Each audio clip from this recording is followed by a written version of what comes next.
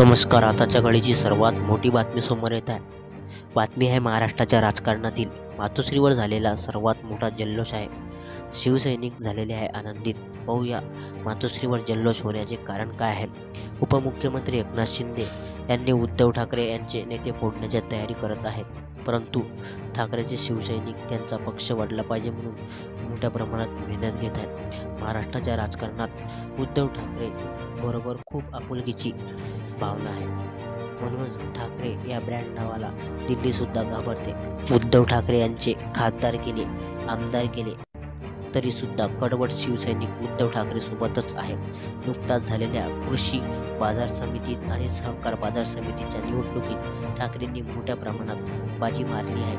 याचे उदाहरण संभाजीनगरमध्ये पाहायला मिळाले आहे. या ठिकाणी ठाकरेंनीच भगवा फटकावलेला आहे.